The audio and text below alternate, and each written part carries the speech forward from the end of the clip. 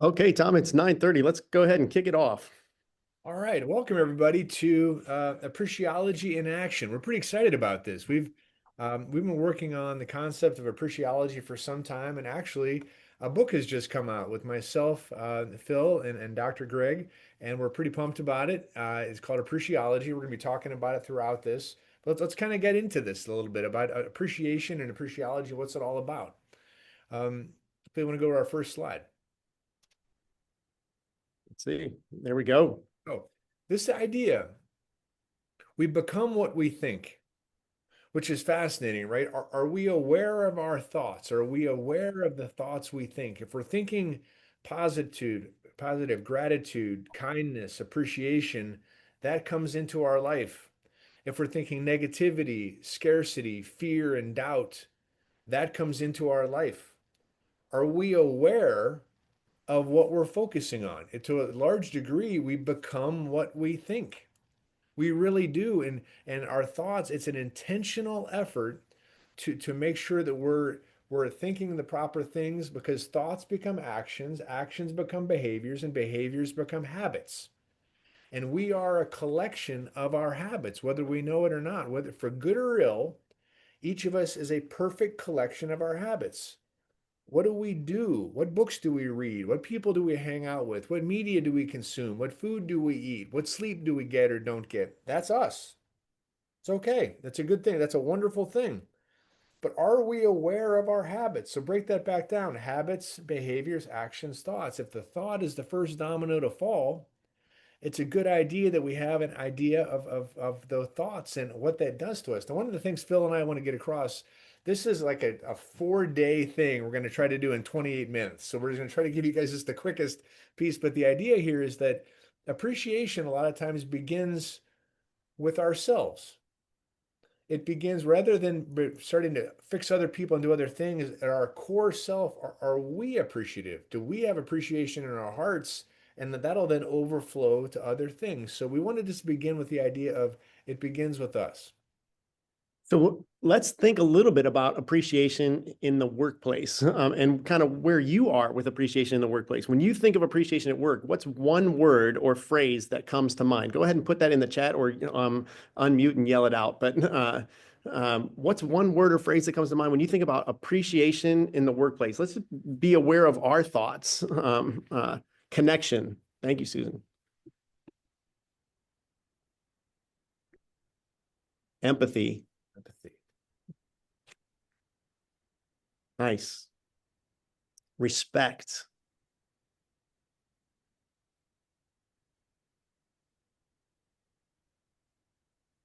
They're a little sleepy this morning, Phil. It's all right.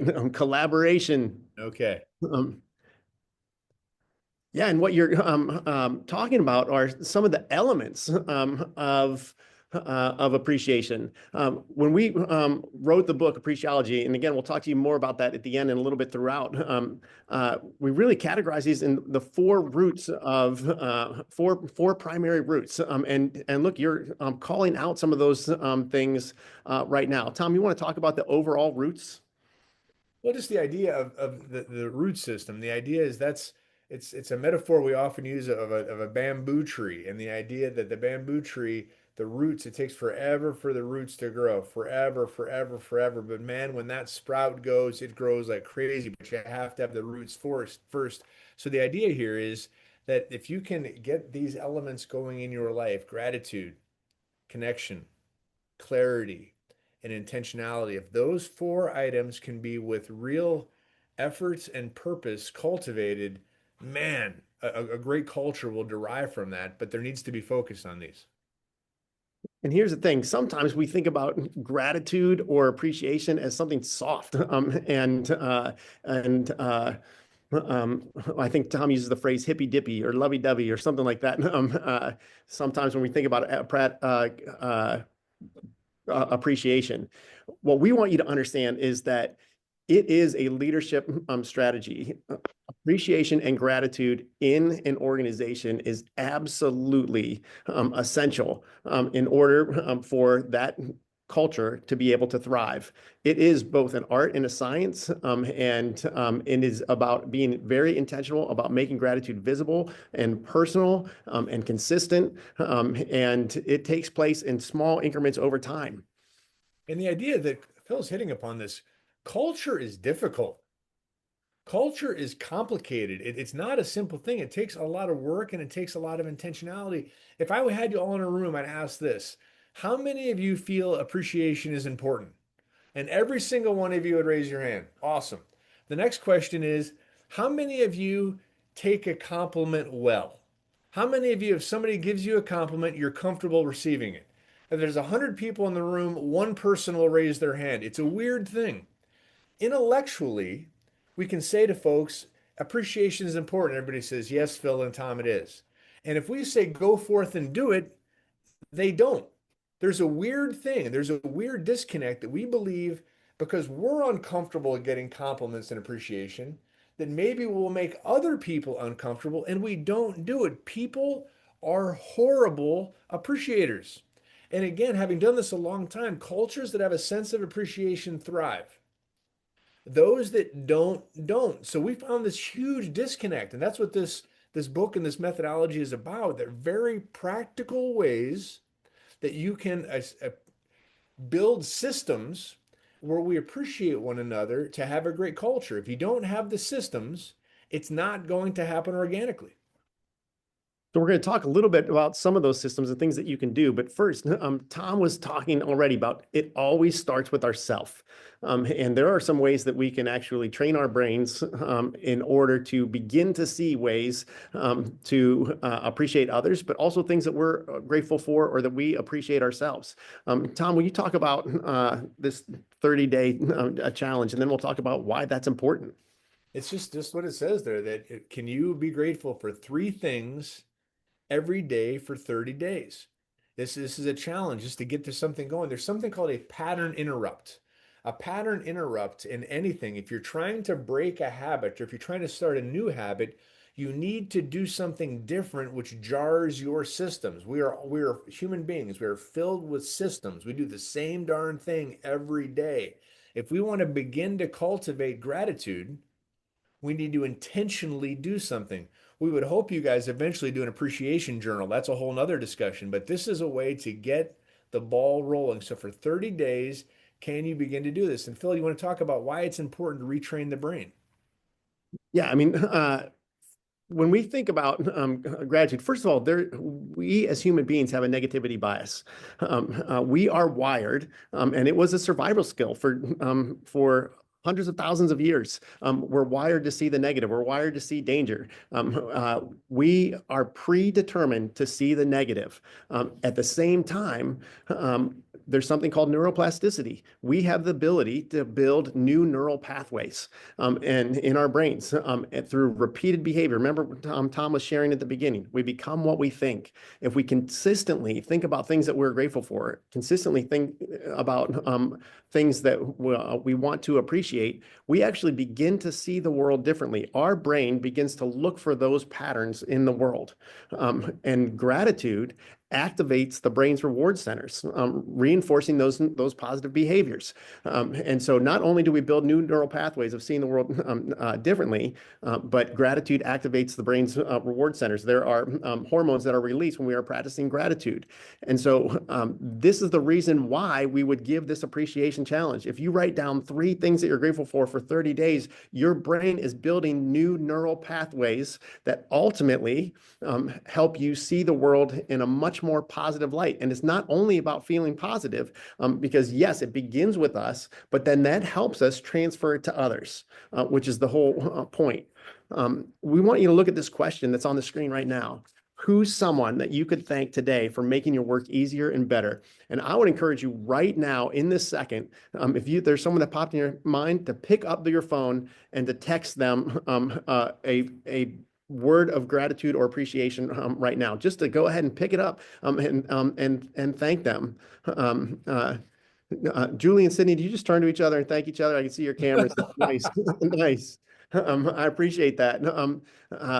Actually, when you did that, there were hormones being released in your brain that that activate your reward center when you do that. If you text someone right now, you are actually, again, building that first step in a neural pathway to reinforce that behavior and do it more with others. And so that's why we encourage you to do that gratitude journal for 30 days or to take the Appreciology challenge for 30 days because it is building the neural pathways. One of the reasons that's so important is we are so surrounded by positive things. There's an old story of there's a pond and an old fish is swimming and he's passed by two young fish. And the old fish says to the young fish, "Water sure is great today, isn't it, fellas?" And the young fish swim on and they look at each other and say, "What's water?"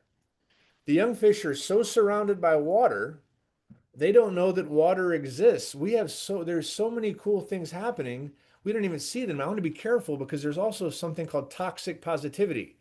Everybody in this organization is going to be positive no matter what, or you're in trouble. You can't do that. Your arteries will pop. That's not what we're saying. We're saying be aware. Be aware of the beautiful things. And the crazy thing about a challenge like this, you begin to look for things to see that there's a beautiful sunrise you would have never noticed. Oh my gosh, a kid, a little baby over his mom's shoulder at Target just gave me the biggest, gummiest smile ever.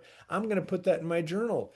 We look for things that I say we see things we're looking for. As an example, we helped my son get a Subaru not too long ago. I'd never bought a Subaru. I never did know anything about Subarus. Has anybody ever, we bought him a Subaru. I see Subarus everywhere. I've never noticed a Subaru in my life. I see them everywhere because now I'm aware of that. We need to train ourselves to be aware of the good stuff. One of the foibles we have as human beings is, yay, Susan says, yay, Subaru, outstanding. Okay. One of the things we see with human beings is we don't see things if they're going well.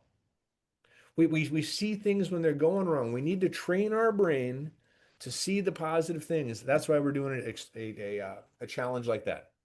And we're coming up in the best month to do it, right? So November is the month of Thanksgiving. It's when we pause to give thanks. And so for years, I've done the #3 gratitudes during the month of November. This would be a great way. I would encourage you to start right now in terms of getting ready for it, but share it. And what happens to me every year in the month of November, if I'm not practicing my gratitude journal regularly, then I'm start doing #3 gratitudes. And every single day, I'm just sharing 3 things that I'm grateful for. And at first, it's really easy, right? I talk about my wife, I talk about my kids, I talk about Reese's peanut butter cups, right? I mean, it's just easy. Those are things I'm grateful for. But then after a few days, you're like, well, I repeated that.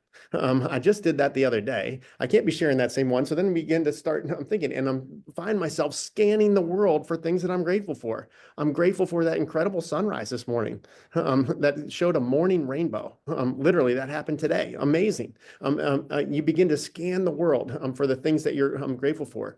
And then you begin to think about, can I be grateful for the challenges in my life? If you think about the times where you've grown the most, it is always through challenging circumstances. You never grew because everything was perfectly comfortable and you were sitting on the couch and the perfect show was on. That doesn't help us grow. It is challenges in our life that enable us to grow. And so can we begin to see those things that we're the challenges in our life and how they are helping us grow? I want to grow in grace. I'm not just giving grace. I'm giving a challenging coworker that makes me almost crazy every single day. And so now I have an opportunity to grow in grace. And can I be thankful for that? Obviously, be careful about sharing that in #3 gratitudes. #3 gratitude. I'm grateful for my challenging coworker. But you could say I'm grateful for situations that help me grow in grace. And so we begin to view our world through a different lens. It always starts with us before we can significantly share that gratitude and appreciation with others. We have to be able to be wired to see it. All right, Tom, let's talk about the difference between recognition versus appreciation. And man, I wish we had more time to talk about this. These seem to be similar, right? Recognition and appreciation. That they should be similar. I'm going to give you a quick story. You've got a baseball team, and you have a pitcher, and this pitcher has just pitched a no-hitter, the best game of his career. Amazing. He leaves the ball field. He's giving everybody a high five in the dugout. We're all recognizing the great work that he did. That's a wonderful thing. If you recognize somebody's great work, they're 22%, science shows 22% more productive. Wonderful. You're recognizing good stuff. It's transactional. You did something, I'm recognizing it. Same ball player a week later has the worst game of his career. Horrible. First inning, 10 home runs against him. He's jeered off the field. He goes in the dugout. Is everybody going to say, great job? No, no. What they might say is, brother, bad game, but you're a great leader. You're an awesome pitcher. You're a good man. Tomorrow's a new day. Let's go. Appreciation is appreciating the who, the person. And if you can appreciate, if you can see the human being, if you can see them, if there's that connection, they're 42% more productive. Wrap your mind around that. So, an appreciation, the recognition is wonderful. Keep doing it from a transactional sense. Julie, I've asked you to do X. Julie, you did X. Great. Thank you for that. I'm really going to be thankful. I'm going to recognize that. But man, if I know something about you and can connect in a meaningful way and appreciate you as a person, now we're cooking. So it's that level of connection which is so important to have an organization that thrives. Again, when people think of culture as some silly side thing, culture is tough. It takes time. It takes connection. It takes all these items. That's the difference between recognition and appreciation. We have whole seminars on what this can look like at work, and specific habits that we can put into place. But we're just going to scratch the surface on a few things today. As we think about appreciology in action, look at some of these items on the screen and think about what this could look like in your work. What if you just ended each day by taking a little note and sharing it with someone about something that you're grateful for, or a behavior that was worth noting or worth recognizing? What if you began meetings by sharing success moments or moments of appreciation, or shout outs? Or what if you began to think about how do you systemize appreciation? Could you build it into newsletters? Could it be something that becomes more standard? What role does it play in evaluations? Do you have team check-ins? So we want to ask you, what would this look like in your organization? What are some of the ideas that you have that you could implement right now? Go ahead and put those into the chat. What could it look like in your organization? Give an example.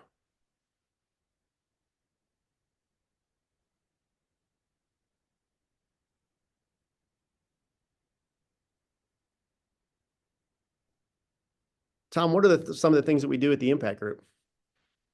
Gosh, we have a let's see. What did Ruth just state? My concern is that I often feel like if I recognize one person on the team, I need to recognize all, or someone feels left out. We need to be consistent in our recognition for sure. I mean, it matters. You can leave notes for folks. We have a get to know you board. We have at our weekly staff meeting, we have a shout out section where we shout. We compliment one another for the good things that are happening. We are very intentional about seeing each other where they're at. And a big piece here to understand is this isn't just the heroic stuff.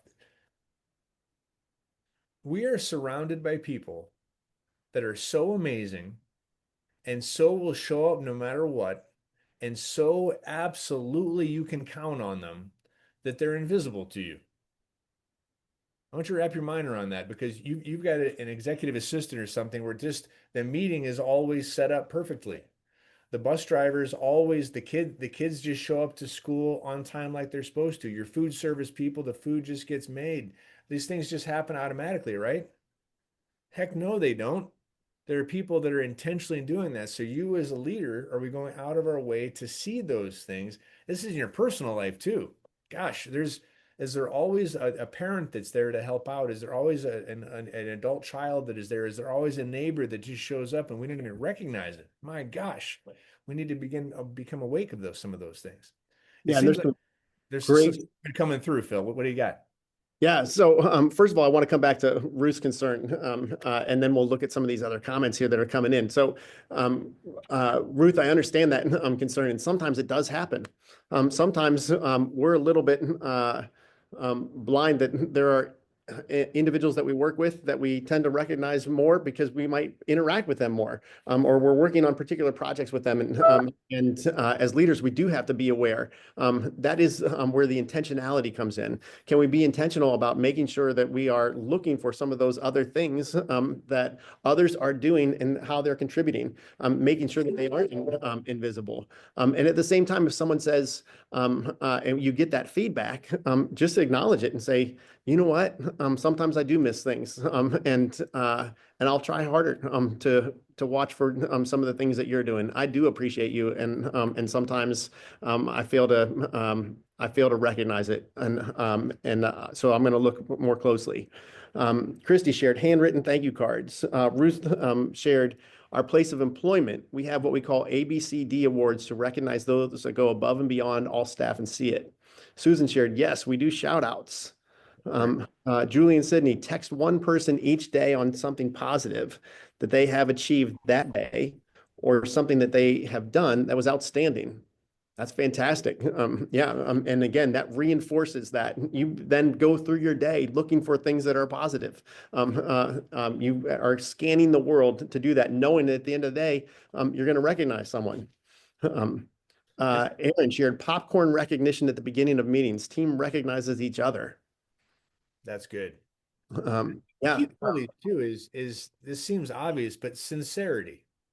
I mean, just this is good stuff that's happening, and it's not contrived, it's not manipulative. It's sincerely we're appreciative, and also I love it when people like above and beyond. That's good stuff. Continue to be aware of above and beyond, but also be aware of the monotonous, boring, regular stuff that is happening with crazy consistency around you that makes the whole operation go. Again, I want you to think about this. You need an email on Friday at noon with a document that you need.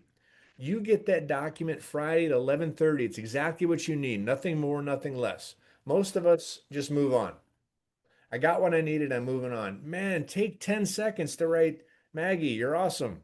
That the document was precisely what we talked about. You're terrific. It's catching people doing the little good things. Man, does it make a difference? And here's the key. We can't get into this at all today, but to have a culture of appreciation, it's not just leadership appreciating, but you actually people sincerely are appreciating one another.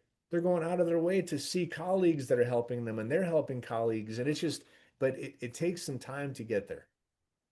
And there are other habits that show appreciation. When we present this longer, we get into some of these components. Ruth asked a good question. Can you over appreciate? If you do it so often, will it lose its luster? It could lose its luster if it's not sincere. Right. If it is sincere, it does not lose its luster. But there are things that can be done. Simply knowing the individual's names and using their names for the people that you work with, that is a form of appreciation. Knowing something about their personal lives and asking about something that they're particularly interested in, that's a form of appreciation. Being a really deliberate listener, being intentional and present in the moment is a form of appreciation. And so there are lots of different types of techniques like that that we wouldn't necessarily put into the realm of expressing a thank you or celebrating or doing a recognition. But they are little tiny actions that build up over time in order for us to express appreciation. I mean, let's very quickly. We have a limited amount of time, but gosh, and all this research we've done, the balloons and the fireworks and the banquets, that's good. People appreciate that stuff. But honest to God, what they appreciate as much is the meeting is over and somebody did a good job, fist bump. Awesome job, man. That kind, I'm telling you, so we talk about can you over, first of all, is the fist bump sincere? Yes. then that's good stuff. I mean, that's stuff that I want to see. It's the little stuff. It's the popping into somebody's office and say, great job. It's the fist bump. It's the thank you. That again, sincerity, sincerity, sincerity. That's how you build a nice culture. Yeah, and Halima shared one more success story shout outs at board meetings. So yes, the ability to publicly share good work in that type of environment, it's a great form of showing appreciation. We talk about some of those things that we might not normally put in the realm of appreciation, but are clear examples of appreciation. Let's look at clear as kind. Tom, you want to talk about that?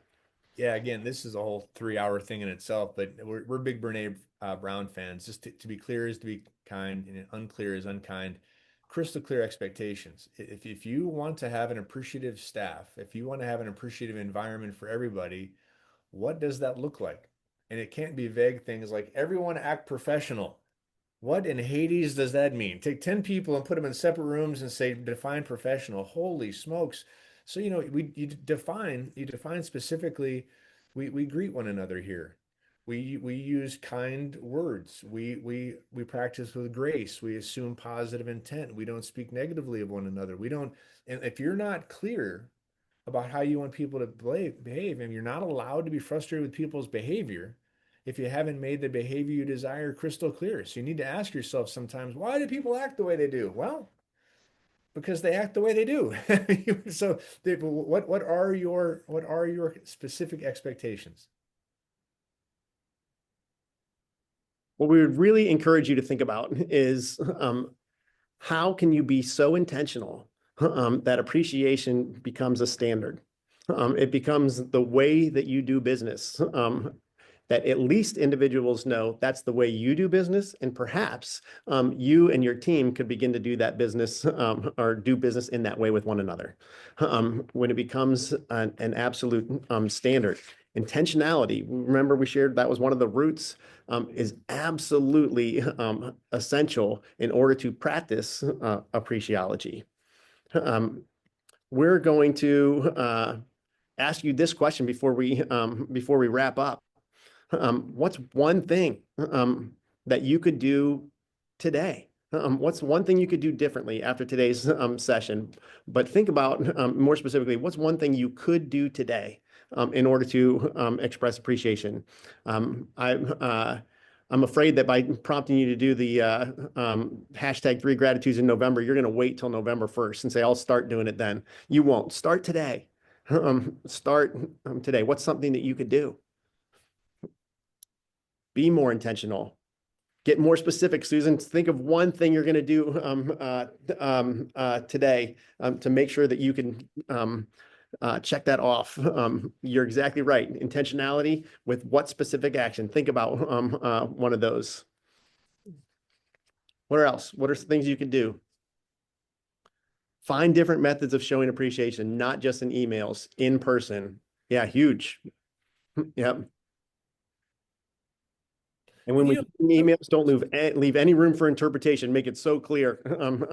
Or interpret. Yeah, you want to make sure it's absolutely clear.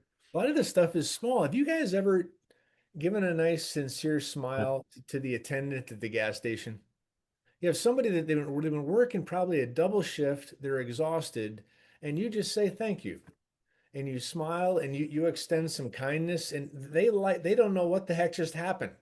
So we're not necessarily talking about, again, fireworks and balloons. We're talking about just intentionally, I am going to be intentionally kind to service workers this next week. I'm going to do something. Oh my gosh, the impact that has is phenomenal. Yes, Mickey said, message staff members with specific things that I appreciate about them and their work. Susan came back with specifics, notes, text, verbal, phone, in person. Julie, we're going to write down 3 things we are thankful and grateful for each day, then spread that to the other staff here at the office. Spread the positivity. I love it. Um, make it a priority to show my appreciation daily, even through small actions. Mhm. Yeah, fantastic. Tom, bring us home here. Well, I mean, it just appreciation reminds us that appreciation isn't just an event, it's an attitude. It's what you have inside you. It's like if you want the world to be a better place, what are you doing? We're big believers in what are you doing to make the world a better place, and it really begins with you. And as a complete shameless plug, we're the Impact Group, and we just published a book called Appreciology. But man, if this sounds like an interesting way to positively impact your culture or your team, we have an entire system where we'll come in and we can do a book study, we can do sessions in which we take you and your group and potentially your whole school or your whole agency through this. And we can tell you that we've had profound success taking negative agencies and making them that much, much better, and taking good agencies and making them great. So if there's any desire to impact your culture, we'd be honored to be a part of that. We are grateful for your time today. Thanks for taking the time to be a part of it, and thank you for participating. It's always a unsettling thing. You never know if people are going to jump in, and we are grateful for your participation today. We hope you do those intentional actions. Get started now, and reward yourself today. You'll see how you feel at the end of the day. Dig in. We certainly appreciate you guys. Thank you.